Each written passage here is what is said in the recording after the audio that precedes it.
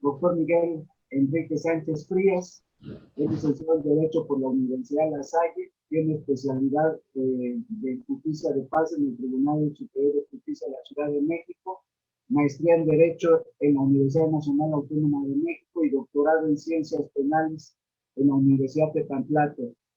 También ha recibido cursos de preparación y capacitación para secretarios de juzgados de distrito, capacitación para secretarios de estudio y cuenta en la Suprema Corte de Justicia de la Nación, el juicio de amparo indirecto en el nuevo sistema de justicia penal, retos y perspectivas en el Instituto de la Judicatura Federal. También en el Instituto de la Judicatura Federal ha participado en el taller para la elaboración de sentencias de amparo y en otros cursos también que ha impartido sentencias de amparo en el Diplomado de Derecho Procesal Constitucional. También ha participado en diplomados de procesos judiciales federales en la Suprema Corte de Justicia de la Nación, Casa de la Cultura Pública de Durango y nociones de procedimiento penal federal en el curso básico de formación y preparación de secretarios del Poder Judicial de la Federación en el Instituto de la Judicatura Federal. Como docente ha participado en diversas instituciones de educación superior, como la Universidad La Salle, impartiendo Derecho Penal 1, Derecho Procesal Penal, entre otras. Tiene publicaciones, cuadernos de trabajo de la primera sala, número 3, Comisión para el Estudio de Reformas del artículo 18 constitucional en relación a la justicia de menores, y el ciclo de conferencias magistrales, actualización jurisprudencial sobre menores infractores, también por la Suprema Corte de Justicia de la Nación.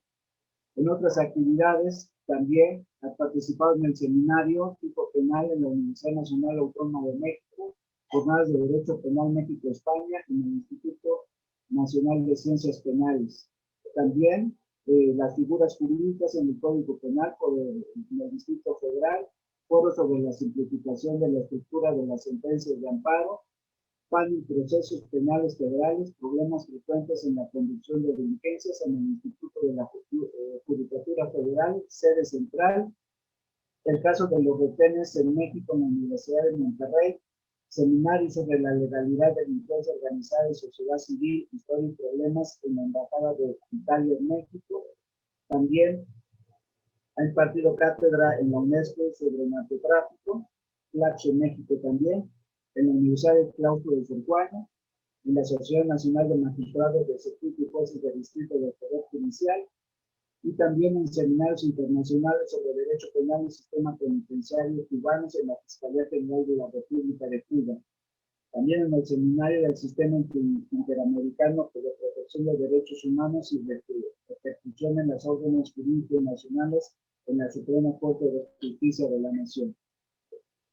Dentro de sus cargos desempeñados del Poder Judicial de la Federación, fue secretario quinto del Tribunal Colegial en Materia Penal, el primer circuito, secretario del séptimo Tribunal Colegial en Materia Penal, el primer circuito, magistrado del Tribunal Colegial del segundo circuito en residencia en Zaparcoy, en el Estado de México, magistrado del primer Tribunal Colegiado del segundo circuito, magistrado del segundo Tribunal Colegiado del segundo circuito, magistrado del primer Tribunal Colegiado del segundo circuito, magistrado del primer Tribunal Colegiado en Materia Penal del primer circuito, magistrado del cuarto Tribunal Colegiado en Materia Penal del primer circuito y magistrado del séptimo Tribunal Colegiado en Materia Penal del primer circuito, cargo que ocupa a partir de diciembre de 2009. Adelante, doctor. Buenos días y discúlpelas ahí la falla técnica. No hay ningún problema, muchas gracias. Al contrario, fue excesivo toda la presentación. Basta con ser Miguel Enrique Sánchez Frías y doctor por la Universidad de Tlaxcala, y todo lo demás es accesorio, pero muchas gracias. Primero agradecer, por supuesto, al doctor Enrique González Barrera, que ya lo vi por ahí, que nos dijo que nos estaba oyendo, y gracias a todas las autoridades de Tepantlato, pero sobre todo gracias a ustedes que están aquí conectados. La verdad es que en estas épocas de estar encerrados, estoy a dedicarle un poco del sábado a esto. Es bien interesante y se los agradezco muchísimo a ustedes, la verdad. A ver, ustedes ya tuvieron la semana pasada, el sábado también algunas clases, hoy ya me precedieron en el uso de la voz varios profesores. A mí lo que me preocupa y lo que quiero platicar mucho con ustedes es que de todo lo que están oyendo, parece que efectivamente, pues todo el sistema acusatorio que fue la gran reforma y la gran panacea en el 2008, pues parece que lo estamos desapareciendo por completo. Y eso es realmente lo preocupante. A mí me toca específicamente el tema de la prisión preventiva, que es un tema central, no es cualquier cosa. Pero ya veíamos hace un rato que se cambian figuras, que los testigos, que el juez, que esto. Entonces, ¿qué queda del mentado sistema acusatorio que nos vendieron como la gran panacea? Eso es lo que a mí me preocupa y que quiero platicar con ustedes. Esto no es una clase, es una plática. Por eso yo les pediría que en la medida de lo posible, pues me interrumpan si es necesario. Tienen ahí la función de levantar su manita, que les den el uso de la voz y vamos platicando para ir interactuando, para que esto no sea un monólogo, porque si no, pues se me van a aburrir y no tiene caso. Quiero que se aproveche al máximo esta parte. A ver, el tema es el siguiente. La prisión preventiva, como tal, debemos entenderla en el nuevo sistema en dos formas. Una es la prisión preventiva como medida cautelar pura, digamos, que es una que está impuesta o que está prevista para evitar riesgos procesales. Y es válida, está prevista a nivel internacional, cuando no hay otro medio para que la persona pueda asegurarse que comparezca al juicio, que no entorpezca el mismo y que en su caso cumpla con la sentencia, se le puede fijar una prisión preventiva y no tiene que ver necesariamente con la gravedad del delito. Ustedes ubican y hemos visto las películas de Estados Unidos y todo esto, donde por un homicidio doloso, pues la persona puede salir en libertad y llevar su juicio en libertad. Entonces, no tiene que ver con la gravedad del delito, sino con que la persona pueda estar presente durante el juicio para que éste no se obstaculice. Esta es una medida, entendida así, la prisión preventiva es una medida cautelar que como tal debe ser la última porque afecta o limita al máximo la libertad. Y otra cosa es la prisión preventiva oficiosa, que para mí ni siquiera entra ya en la categoría de medida cautelar, ya es una pena restrictiva de libertad. Aquí es donde empiezan los problemas. Y veamos, en realidad, con todo esto de la prisión preventiva oficiosa encontramos con una polémica o dos preguntas que tenemos que responder.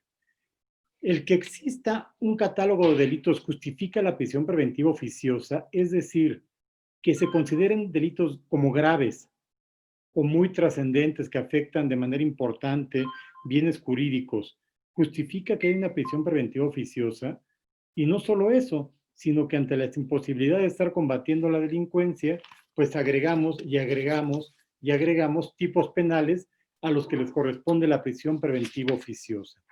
Creo que ahí es donde está el problema. Y fíjense ustedes, quiero regresar un poco. Ustedes son muy jóvenes, la mayoría de ustedes, algunos ya tenemos algunos añitos más, y podemos regresar a lo que es antes de 2008. ¿Qué pasaba antes de 2008 y por qué llegamos a esto de la reforma? Antes de 2008, cuando alguien cometió un delito y era detenido y se presentaba ante el Ministerio Público, después ejercía la acción penal con detenido, se le decretaba la formal prisión, un auto de formal prisión que llevaba aparejada la prisión preventiva y no era oficioso, no. Todos los delitos que tenían señalada pena privativa de libertad se les decretaba formal prisión y la persona debía permanecer privada de la libertad. Ahí la excepción era que pudieran salir. Había algunos delitos que podían obtener su libertad provisional bajo caución y entonces ahí ya había otros requisitos, que no excede 5 años, después que no fuera delito grave, pero ahí la regla era que la prisión preventiva fuera como se tuviera la persona durante todo el juicio. ¿Qué pasó con esto? Pues como siempre, pues hubo un abuso de la prisión preventiva. ¿Qué pasó?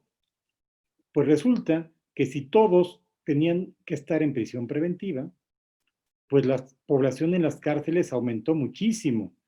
Y esto no es solamente el que las personas estén ahí adentro, hay hacinamiento, no se pueden lograr los propósitos de, en aquel momento se llamaba readaptación social, el hacinamiento, por eso se llamaba o se decía que eran escuelas del crimen, porque el que entraba por un, ya no digamos robito, por un delito de índole patrimonial, solamente fraude, abuso, pues quedaba con otras personas ahí, pues se enseñaban a delinquir, si esto se puede llamar así. Entonces, muchos delitos que eran menores tenían prisión preventiva y las personas siguen allá adentro con el aumento de los costos, porque aparte de allá adentro, pues hay que darles de comer, hay que hacer muchas cosas. Esto nos daba que en aquel momento, de los internos que se encontraban, el 42% estaba sin condena. Es decir, del 100% de personas que estaban privadas de la libertad, casi la mitad no tenían sentencia y estaban en prisión preventiva. ¿Y esto qué motivaba? Pues que a veces estuvieran, lo bueno sería que estuvieran 2, 3 meses, no, eran 6 meses, 8 meses, o más, porque se dictaba la sentencia en primera instancia, apelaban, seguía en prisión preventiva. Se resolvía la apelación, se iban al amparo, seguían en prisión preventiva. ¿Qué hacía esto? Pues realmente obstaculizar muchísimo todo el tema de readaptación y todas estas cuestiones. Por eso es que llega o se da esta reforma penal del 2008 del sistema acusatorio adversarial, oral, donde hay un giro completo en la visión. Quise referirme al tema de la prisión preventiva antes de 2008 para que ustedes se den cuenta por qué se da este cambio. Como veían ustedes, antes la regla general era la prisión preventiva. Al menos en exposición de motivos de la reforma penal de 2008 se dice que ahora la regla general será que las personas estén en libertad durante su proceso. De hecho, se elimina o ya no existe el auto de formal prisión y se llama de vinculación a proceso, que ya no tiene aparejada como consecuencia inmediata la prisión preventiva. Ustedes saben, eso ya lo conocen más ahorita, que se dicta la vinculación a proceso y luego hay otra determinación que toma el juez de control que tiene que ver con las medidas cautelares y ahí puede imponer cualquiera del catálogo de medidas que estén ahí previstas, desde presentación a firmarse, desde asistir a ciertas pláticas, a no acercarse a la víctima, y se supone, o en términos de la exposición de motivos, que la última medida que tendría que adoptarse sería la prisión preventiva. Y además, como regla general, tendría que ser justificada. Esto es, que el Ministerio Público aportara elementos de prueba para efectos de acreditar que se corría riesgo de que la persona se evadiera de la acción de la justicia y se obstaculizara el juicio, o que corría riesgo la víctima, porque la víctima también toma un papel muy importante ya en el nuevo sistema. Y se dejó por ahí abierto una parte de, bueno, esto que les comento ya tiene más sentido o hace más mérito por la llamada presunción de inocencia. Presunción de inocencia que es básica en todo el proceso penal. De hecho, antes no estaba prevista en la Constitución, se hizo por interpretación constitucional que estaba implícita en la Constitución. A partir de todas estas reformas se incluye la presunción de inocencia en la Constitución y es muy básico o muy importante este tema. ¿Por qué? Porque alguien que se le vincula a proceso todavía se presume inocente. Es decir, no tiene por qué estar privado de la libertad. Tendría que estar o seguir su juicio en libertad y solo en determinados casos en que no fuera posible por ponerse en riesgo algunos valores, pues se podría justificar su prisión preventiva. Si se entiende esto, podemos ver cómo hay un giro completo en la visión del sistema acusatorio adversarial al sistema anterior, donde ya la regla general ya no es la prisión preventiva, sino tendría que ser excepción y en primer momento como justificada. Pero ojo, esta reforma de 2008 implicó pues varias cargas a todos los poderes del Estado, al legislativo, pues hacer cambios constitucionalmente legislativos para hacer efectiva la reforma, para el ejecutivo, pues la capacitación de las instituciones de seguridad pública y todas las autoridades para el nuevo marco de derechos humanos, al Poder Judicial implementación de medidas para poner en práctica todo el sistema acusatorio. Pero, ¿qué pasa aquí? En el nuevo sistema acusatorio, penal acusatorio, se incluyen ya un artículo en el Código Nacional de Procedimientos Penales, se incluye un catálogo de medidas cautelares, ¿sí? Medidas cautelares que si nosotros las vemos van desde la presentación periódica ante el juez, después hay otras como exhibición de garantía económica, embargo de bienes, inmovilización de cuentas, en su caso también puede ser prohibición de salir a lugar determinado, prohibición de convivir, muchas que tienen que ver con protección de la víctima, otras que tienen que ver con que se asegure la presencia del sujeto en el juicio. Todas estas medidas resultan importantes. Y la última medida, así incluso en el catálogo de medidas que se fijan en este precepto, es la prisión preventiva. Pero nada más se habla de prisión preventiva, ¿sí? Aquí me es bien importante que podamos hacer esta distinción.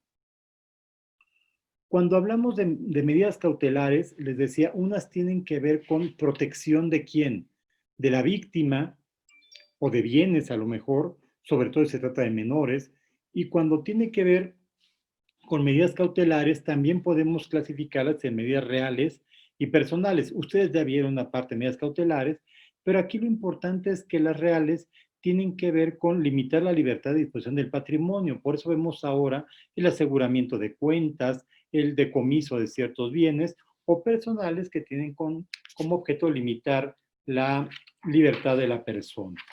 Ahora, ¿qué es aquí lo más relevante?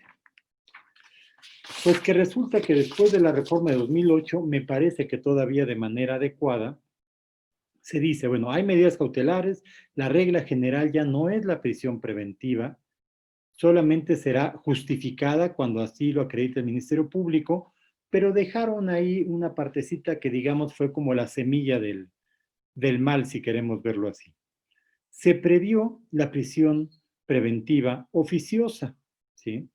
En la cual se incluyeron únicamente en aquel momento, en 2008, que se podía decretar una prisión preventiva oficiosa cuando otras medidas cautelares no eran suficientes para garantizar, 1, la comparecencia del imputado al juicio, 2, el desarrollo de la investigación, 3, la protección de la víctima, de los testigos o de la comunidad, 4, o cuando el imputado estuviera siendo procesado o sentenciado previamente por la comisión de un delito doloso.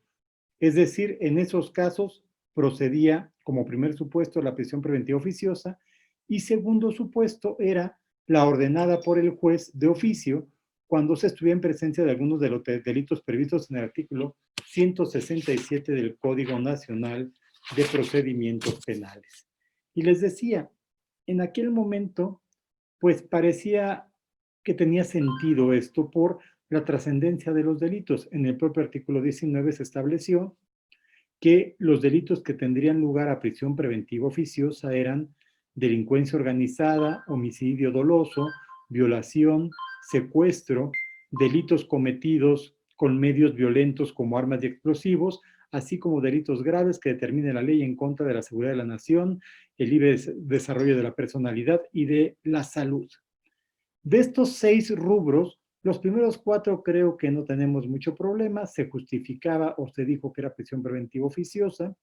Los otros 2, los 2 últimos de delitos cometidos con medios violentos como armas y explosivos, ya teníamos un poco de problemas porque eran indeterminados, o sea, podía casi cualquier delito caer ahí, un robo con arma pues podría entrar ahí, pero tendría que justificarse, al menos no estaba ya previsto como necesariamente a prisión preventiva oficiosa, pero se dejaba entreabierta la puerta, así como en el último rubro de delitos contra la seguridad de la nación, el libre desarrollo de la personalidad y de la salud. Se dejó entreabierta la puerta, pero al menos no era tan complicado.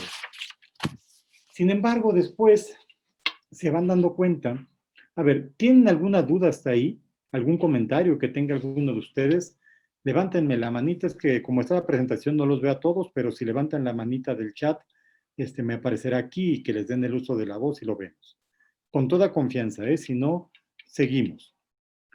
Bueno, nada. Seguros, bueno. Bueno, luego, después de 2008, en 2011, hay una reforma y se aumenta otro delito para el catálogo de delitos con prisión preventiva oficiosa que tiene que ver con la trata de personas. Hubo muchos problemas en ese momento y digamos, todavía hasta ahí podríamos entender, no estoy justificando, pero se incluye la trata de personas en el catálogo de delitos graves. Después, bueno, esta diapositiva tiene un error en la parte de arriba, es 12 de septiembre de 2019, no 2011 como dice ahí.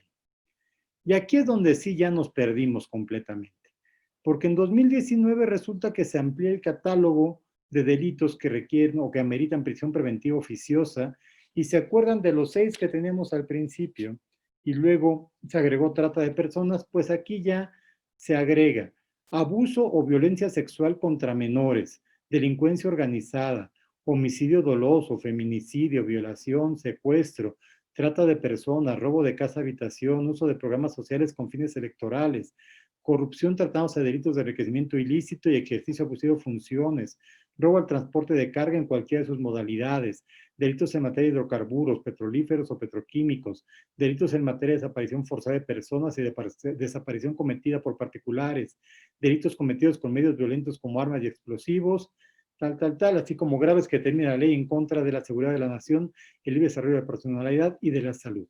¿Qué pasa aquí? Hay un crecimiento exponencial de los delitos y entonces, ¿dónde queda aquellos principios que se expusieron en la exposición de motivos que con el cambio de sistema la prisión preventiva iba a ser excepcional y se iba a privilegiar la presunción de inocencia?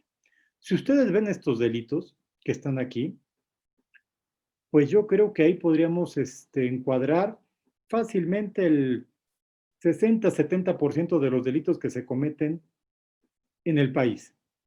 Entonces, pasa de ser una excepción la prisión preventiva a ser una regla. Y no solo eso, sino que es la prisión preventiva oficiosa. Es decir, ya ni siquiera se requiere que el Ministerio Público justifique la gravedad o los riesgos de que la persona se pueda evadir. Basta con que se impute uno de estos delitos y se dicte la vinculación a proceso. Que dicho sea de paso, también se bajaron los estándares para decretar la vinculación a proceso con la reforma. Entonces, pues resulta que aquello que se pretendía evitar, que era que se llenaran las cárceles o que estuvieran internos o privados de la libertad en prisión preventiva, una gran cantidad de personas sin sentencia para no violentar la presunción de inocencia, con todo esto hacemos una regresión, una reversión de la carga y resulta que caemos al mismo tema, ¿sí?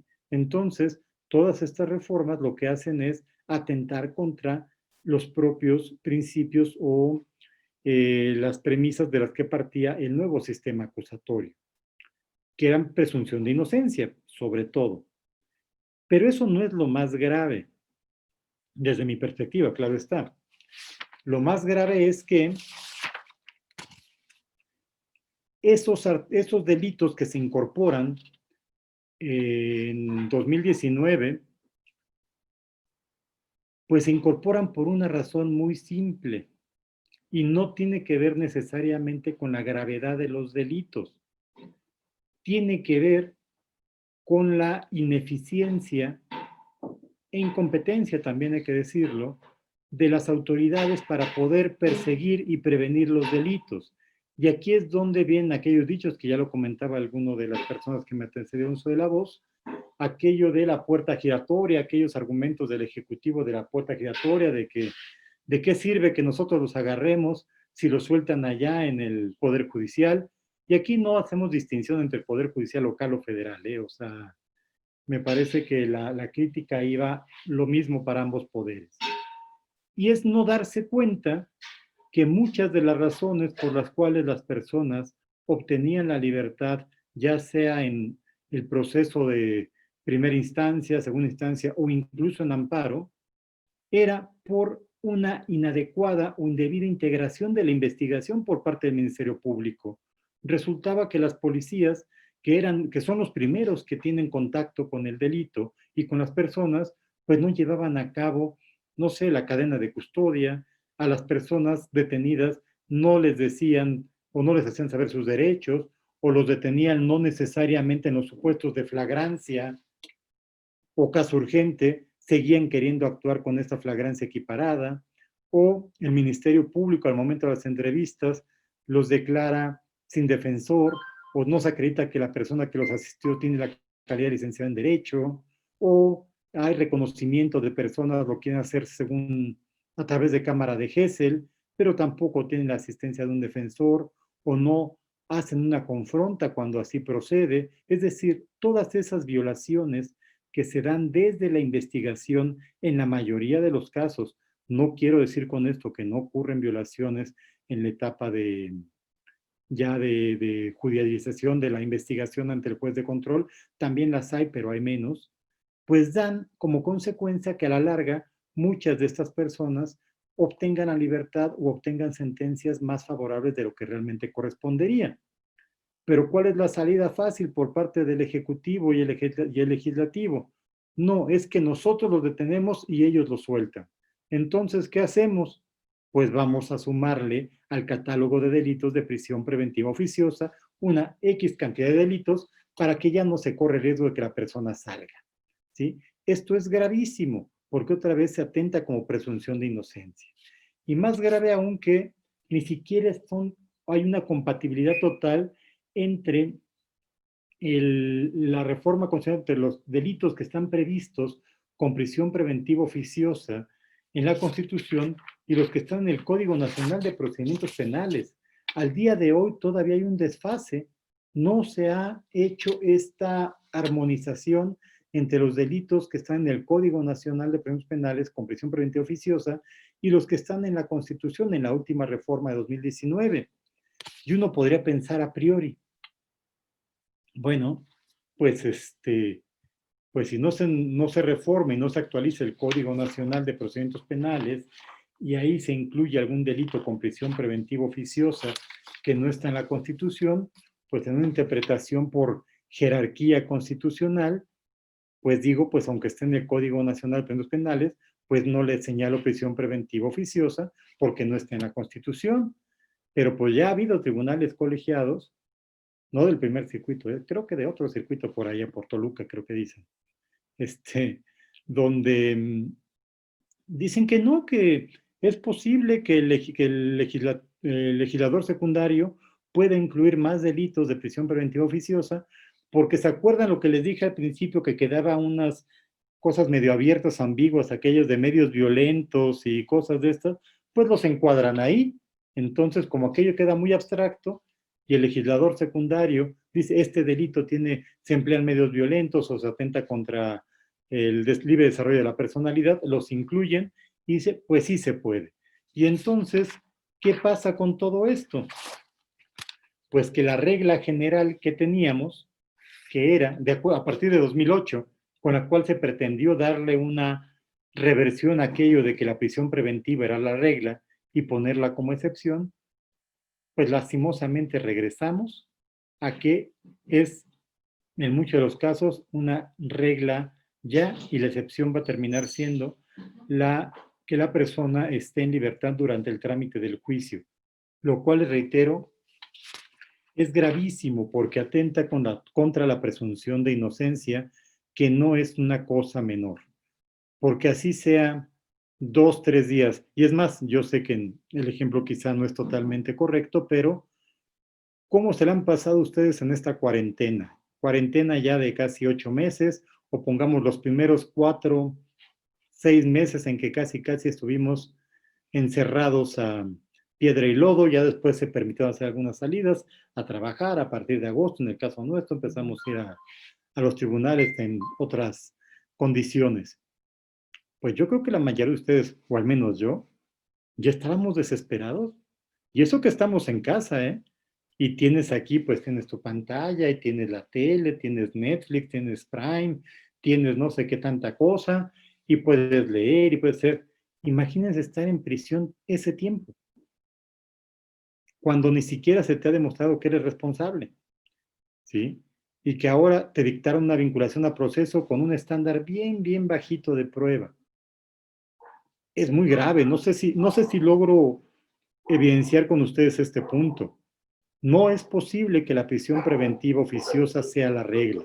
Trastoca totalmente los principios del nuevo o del sistema acusatorio adversarial, en el cual se presume la inocencia y será que el Ministerio Público demuestre tu responsabilidad.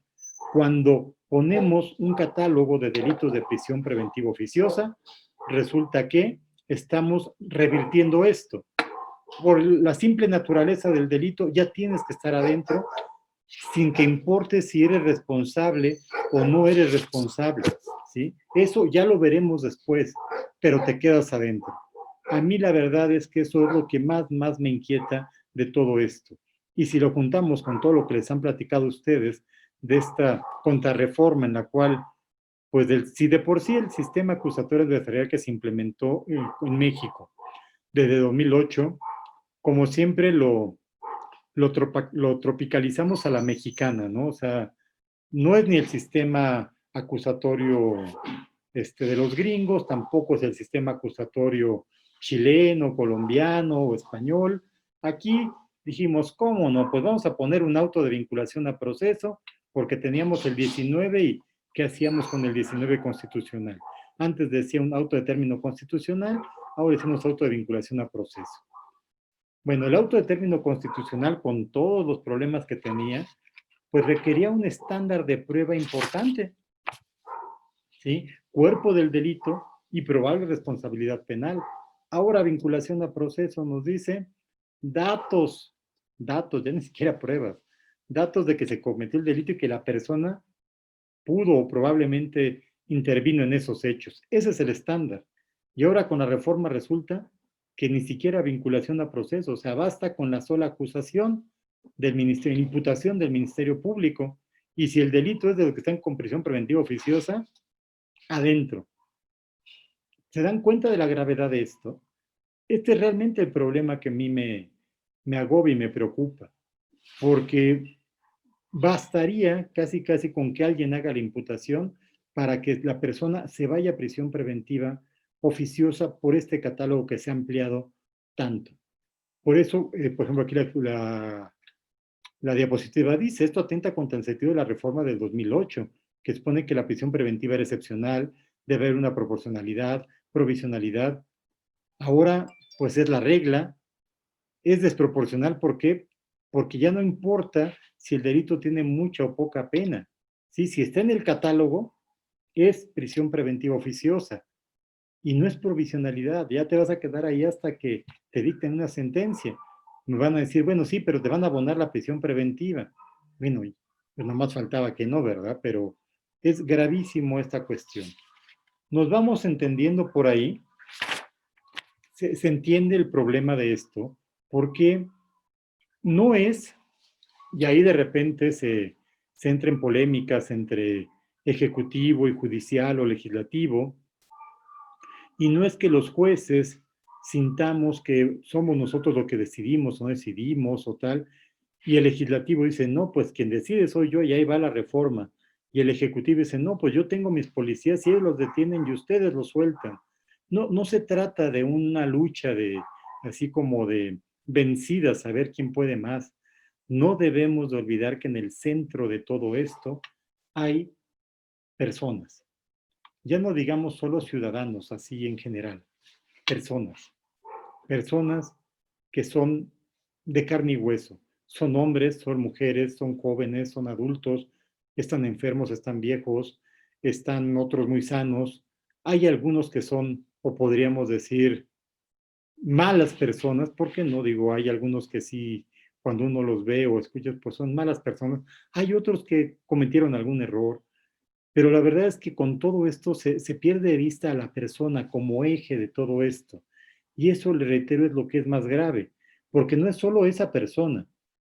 Yo espero, y que así sea, que ustedes no hayan tenido en lo personal tener algún problema de este tipo con algún familiar cercano que tiene una situación de estas. Seguramente muchos lo han vivido desde el trabajo, que ve que viene, la persona está interna y viene la esposa, vienen los hijos, viene la mamá, viene el papá, te platican, te dicen, y es muy buena persona. Es un drama, perdón por la palabra, no quiero ser exagerado, que se magnifica muchísimo, porque no solo se afecta a la persona que está interna, se afecta a toda la familia. Ustedes seguramente les habrán comentado cómo la pasan ahí adentro, que les tienen que llevar X cosas porque si no, no tienen, que les pegan, que les cobran para llevar cosas, lo que tienen que dejar de hacer para poder entrar y llevarles cosas. Cuando tendría que ser excepcional que la persona estuviera en prisión preventiva, ¿sí?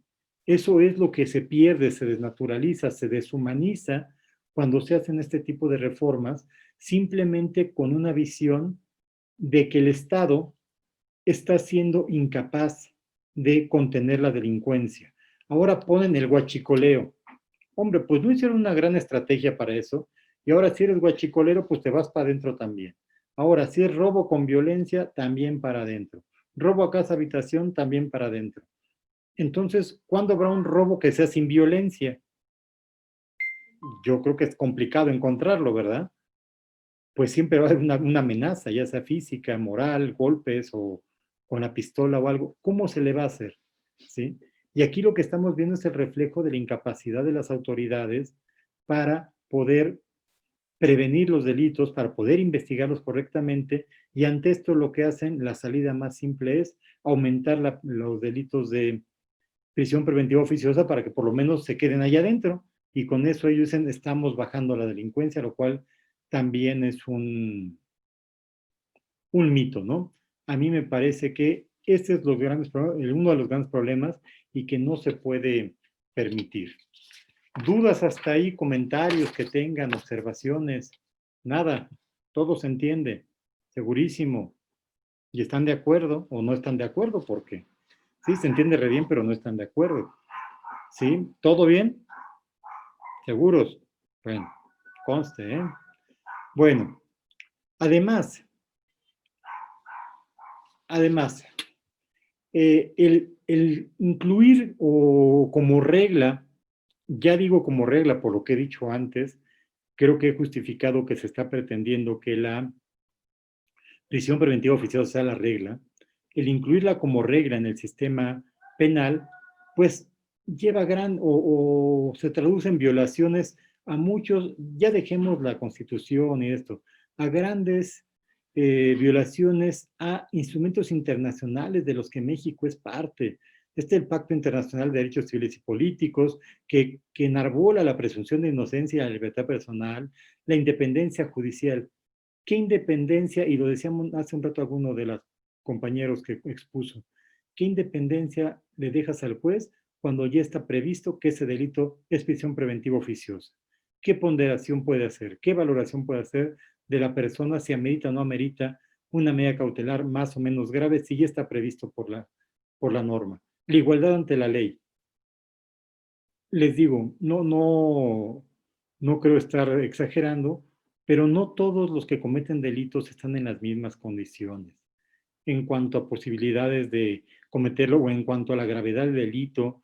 Entonces, se puede valorar eso y las personas pueden tener acceso a otras medidas cautelares siempre y cuando al juez le demos la posibilidad de ponderar todo esto. Pero con esto lo dejamos totalmente amarrado de manos, ¿sí? Hay desviación en políticas de seguridad, afectación al funcionamiento del sistema de justicia penal, excesiva amplitud de supuestos, falsa imputación de delitos, y pues hay regresividad en la vigencia de los derechos humanos. No sé si me explico, esto no es una cuestión simple, ¿sí? La presunción de inocencia como principio, como derecho humano, es básico. ¿De qué sirve que nosotros firmemos, como Estado me refiero, N cantidad de tratados internacionales en los cuales se enarbole la presunción de inocencia y se diga que toda persona es inocente hasta que se demuestre lo contrario, que toda persona debe permanecer en libertad durante su juicio hasta que se le considere penalmente responsable? ¿De qué sirve que digamos que o que hayamos hecho esa reforma de 2011 de derechos humanos, donde decimos que los derechos contenidos en instrumentos internacionales o convencionales de derechos humanos tienen el mismo rango que los derechos humanos contenidos en la Constitución y que entonces vamos a aplicar un principio pro persona y que ya tenemos el llamado bloque de constitucionalidad. ¿De qué sirve todo eso? Si con estas reformas la presunción de inocencia queda, pues más que, ¿cómo le diremos para que no se vea tan feo? Desconocida nada más, es decir, violentada, violada, ultrajada, ¿sí? Simplemente se desconoce. Y se fijan del problema que se genera con esto, no solo estamos dándole al traste a todo el sistema acusatorio adversarial y sus principios. Toda la reforma constitucional de derechos humanos, ese primero constitucional que enarbola los derechos humanos de fuente internacional al grado o a la misma jerarquía de los de fuente nacional y que dice que entonces vamos a aplicar un principio pro persona que es el más benéfico, lo estamos tirando por la borda, a la basura, ¿sí? Porque con todo esto de la prisión preventiva oficiosa, estamos cometiendo una violación a este derecho de presunción de inocencia, pues con su procedencia se da prácticamente por sentado que el resto de las medidas cautelares son insuficientes para garantizar el éxito del proceso mediante la procedencia del imputado a juicio, el desarrollo de la investigación, la protección de la víctima, los testigos y de la comunidad. Pues en este caso no existe un debate sobre su proporcionalidad, tal como sucede en el caso de la prisión preventiva justificada, y por tanto se toma más como una medida punitiva que cautelar. ¿Se acuerda que en principio les dije que para mí no es lo mismo una prisión preventiva que se tenga que justificar que sí sea una medida cautelar y muchas veces es válida, porque si no, si la persona no tiene arraigo, no tiene trabajo, pues ¿cuándo lo voy a venir a traer otra vez para que responda por lo que hizo? Pero si demuestra arraigo, demuestra que tiene, si cumple ciertos requisitos, es una medida cautelar. Pero si lo pongo como prisión preventiva oficiosa, pues ya es una medida punitiva, ya no es medida cautelar. Estamos variando su naturaleza. ¿Se entiende? ¿Sí? Esta es la gravedad de todos estos temas.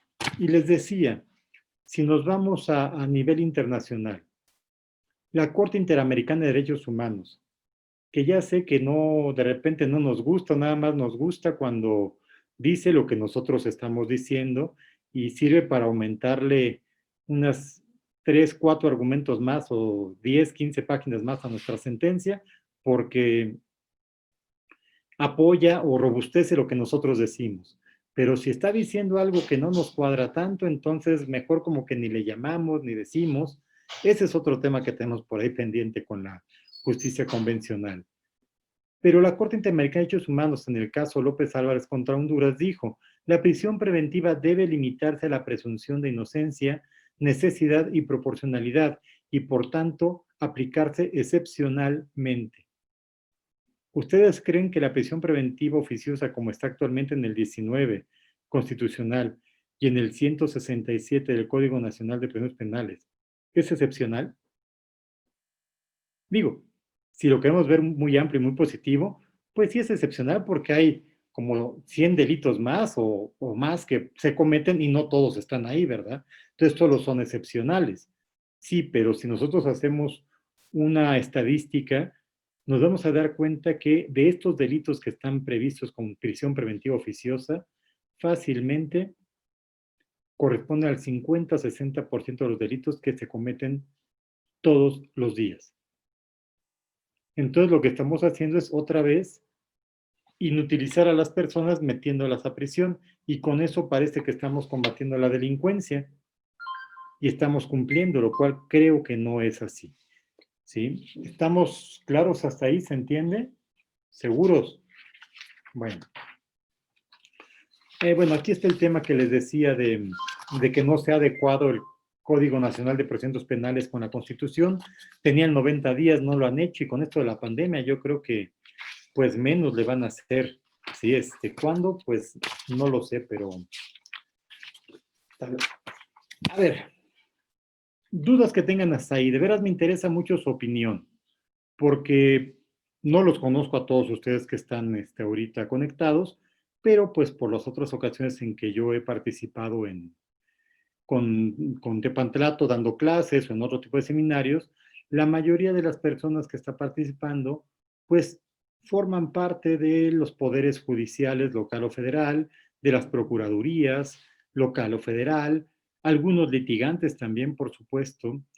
Pero a mí lo que me parece, o lo importante para mí en este caso, es poder permear en ustedes, que dejar esa, digamos, esa semillita de que no podemos permitir, y ya sé que no es, ¿y cómo le vamos a hacer? Pues con estos foros como se organizaron ahora, poner en evidencia el contrasentido que implica la prisión preventiva oficiosa como regla y no como excepción, cuando en realidad tendría que ser excepción y para todos los casos.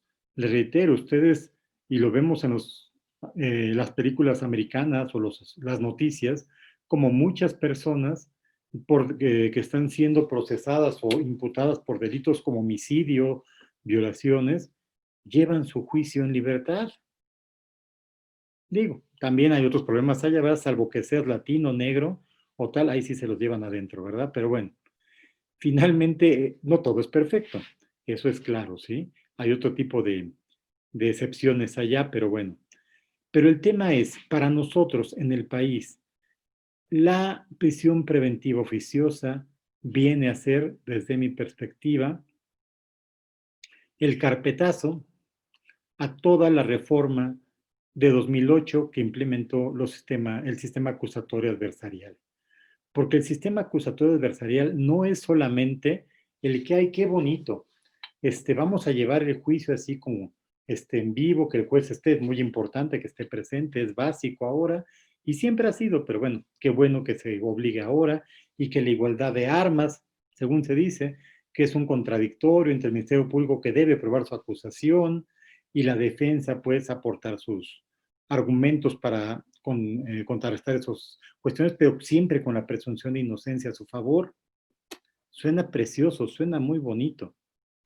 Pero ¿qué pasa cuando empezamos a poner todos estos elementos que vienen con esta contrarreforma? Prisión preventiva oficiosa ya no es excepción, es regla. Luego, ya no va a haber vinculación a proceso, ¿eh? Basta la imputación. Y si hay imputación y es delito de los que tienen prisión preventiva oficiosa, te vas para adentro. Decíamos antes en el acusatorio adversarial, como se hizo originalmente. Bueno, está el juez de control que conoce de la imputación, decreta la vinculación, llega hasta la etapa intermedia, pero la etapa de juicio la va a llevar un juez que sea imparcial, que no conozca de esto para que pueda.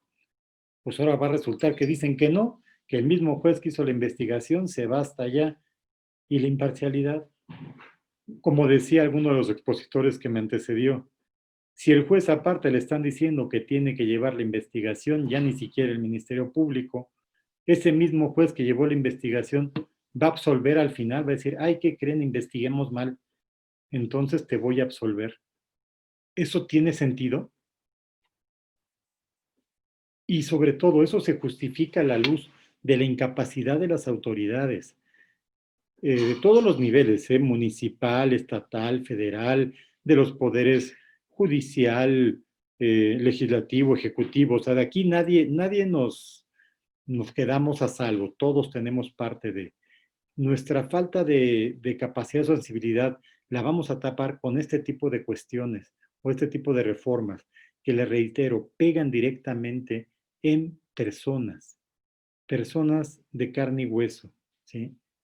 Estamos deshumanizando la justicia penal, ¿sí? Eso no lo podemos permitir, no lo podemos permitir, ¿sí? Lamentablemente ya estas reformas unas están pendientes de aprobarse, pero esto de la prisión preventiva oficiosa ya está, ¿eh? Eso ya está. Digo, no han puesto en Código Nacional todos los artículos de la Constitución, pero pues eso no impide que en el Código incluyan otros. Entonces, el caso es que de todas maneras las personas se están quedando adentro. Y ustedes seguramente habrán visto que con todo esto de la pandemia, ¿cuántos juicios se suspendieron? ¿Sí? Muchísimos, ¿sí? Y lo que eran, en algún momento se dijo, bueno, el término máximo de la investigación serán 6 meses, y que supone que era excepcional, que en 2 meses se hacía la investigación para llegar a juicio. ¿Cuánto tiempo llevan las personas adentro ahorita? Muchísimo. Y por delitos muchas veces que ni siquiera lo ameritarían. Ese es el problema de incluir medidas como esta de prisión preventiva oficiosa a la implementación del nuevo sistema. ¿Sí? Eso es lo que yo quiero dejarles a ustedes como inquietud, como pues molestia de mi parte, sí, sí molestia, ¿por qué no? Porque la verdad es que nos hemos esforzado mucho por tratar de erradicar muchos vicios que teníamos en el anterior sistema mixto o tradicional, como se llamaba, para llegar a este sistema que tampoco es que sea perfecto, pero sí ponía en un nivel de equilibrio, de equidad a las partes. Con todo eso estamos rompiendo toda la equidad, toda la proporcionalidad, la presunción de inocencia. ¿Se entiende? ¿Estamos de acuerdo? No sé si ustedes quieran hacer alguna pregunta más. Nos quedan unos 4, 5 minutos para respetar el tiempo de las personas que me gustan, que me siguen en el uso de la voz y que puedan tener sus tiempos completos. Pero me gustaría muchísimo que pudieran reflexionarlo. Si por, no sé, la forma como estamos trabajando ahora no es posible que puedan intervenir o no se animan, yo les dejo mis datos, los tienen ahí en Tepantlato, pero les digo simplemente, soy el magistrado Miguel Enrique Sánchez Frías. Actualmente estoy adscrito en el 7º Tribunal Colegiado en materia penal del primer circuito, aquí en Avenida Revolución. El correo es, bueno, el oficial no me lo sé, pero el personal sería M de Miguel, San de Sánchez, S-A-N de niño, F de foco, R, I de iglesia, M Sanfree, @gmail.com. Quedo totalmente abierto a sus comentarios, por favor, y sus inquietudes. La verdad es que me gustaría que ustedes reflexionaran estos temas para que en la medida en que cada quien desde su, digamos, desde su trinchera, pues pudieran pugnar porque esto se revise, ¿no? Que no se siga atacando todo esto que sería el nuevo sistema acusatorio, que ya de por sí está muy golpeado, pero sería el acabose total con todas estas reformas que se están poniendo, ¿sí? Algo más que ustedes quieran ver, aquí hay una persona que dice, sí, bueno, sobre capacitación de los que intervienen. Bueno, lo vemos, eso creo que no me toca a mí, pero bueno. Quedo a sus órdenes de veras y mucho gusto en platicar con ustedes este día. Gracias.